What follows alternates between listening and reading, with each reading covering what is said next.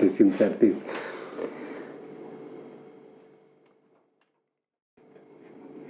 Pe mine, unul ce mă face să mă simt artist este lucru în sine. Că te simți artist doar în momentul în care construiești, în momentul în care lucrezi la o piesă, la ceva.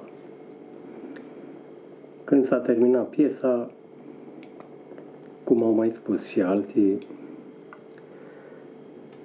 s-a terminat piesa deja nu mai este a ta, este a celor care privesc, a celor pentru care transmiți mesajul cu lucrarea ta. Prin urmare, eu nu mă simt artist doar atunci când lucrez, doar atunci când sunt în faza de construcție, când sunt în căutări. Așa, la o primă vedere, oamenii care privesc lucrările într-o expoziție spun că te apuci de lucrare și știi cap-coadă ce poate să fie acolo și cum trebuie să fie. Nu neapărat, că uite, poți să mai ai și surprize, materialele îți mai oferă și ele surprize, unele mai bubuie, altele explodează, altele se topesc. Și de asta spuneam tot timpul că artistul este cel care mijlocește legătura între divinitate și umanitate, este cel care transmite mesajul, este un mesager, un sol.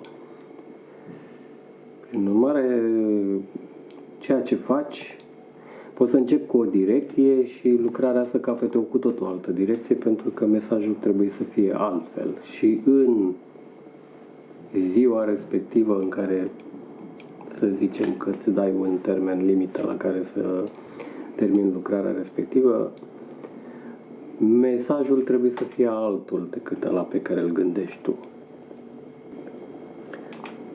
Sigur, sunt provocări pe parcurs, sunt tot felul de frământări. N-ai cum să te întrebi de ce se întâmplă un lucru, de ce, eu știu, pe traseul unei lucrări apar tot felul de transformări. Toate lucrurile astea te trimit la o oarecare meditație, să începi să nu mai rumegi lucrurile prea tare, să le iei așa cum vin. Dacă este o alegere sau nu să fii artist, această direcție de a deveni artist nu ține de tine, te naști cu ea. Adică e o menire pe care o primești pur și simplu. Că nu ți-ai dat seama la timp și că ți-ai descoperit poate mai târziu că de fapt ai o vocație, ai un talent și că de fapt ești, să zicem așa, numit să transmiți ceva, aia e altă poveste. Și ai nevoie de o trecere prin viață, de diferite evenimente care îți marchează existența, astfel încât să-ți descoperi menirea și să devii artist. Dar dacă nu ai acel ceva, vocația asta pe care o primești din naștere, nu cred că se trezește cineva peste noapte că vrea să devină artist.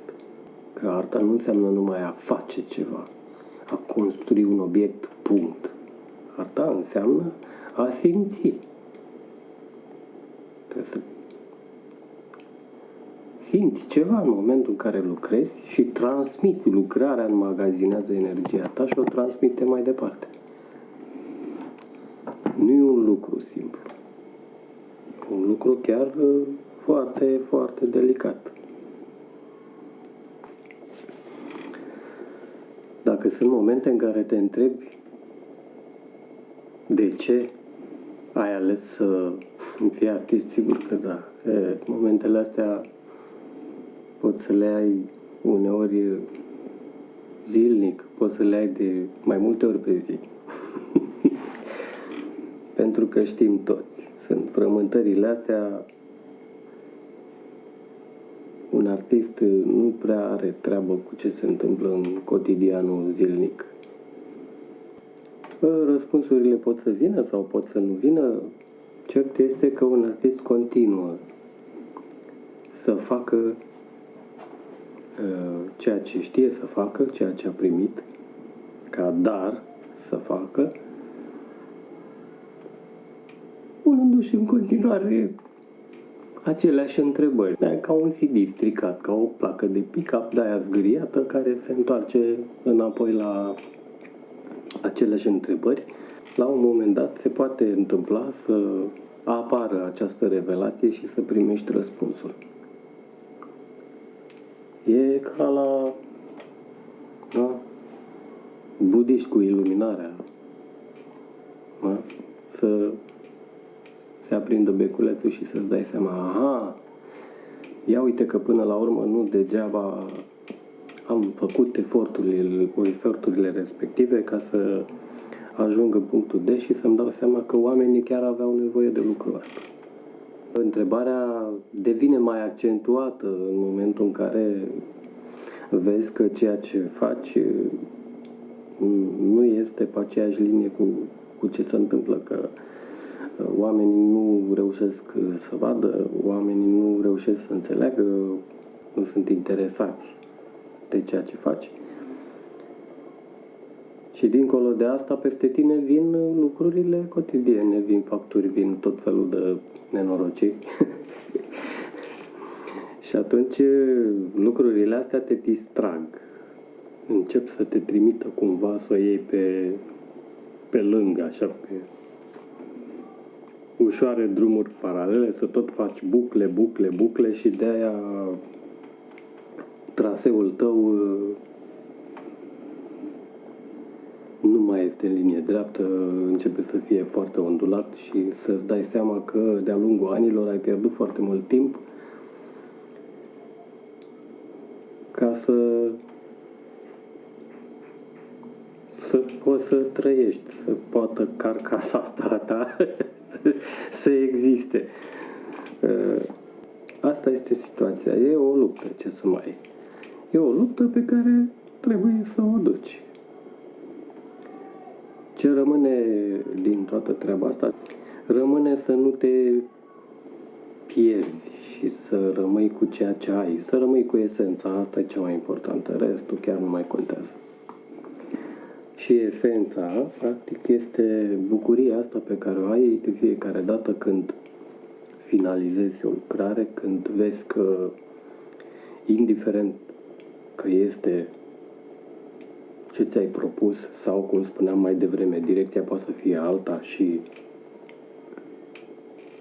materialul lucrează, fie că te sabotează, fie că îți dă altă direcție, în momentul în care se termină tot travaliul ăsta, toată construcția, la sfârșit apare această bucurie și asta e toată esența. Asta e frumusețea, de fapt. Să vezi că de fiecare dată din mâna ta ies niște lucruri.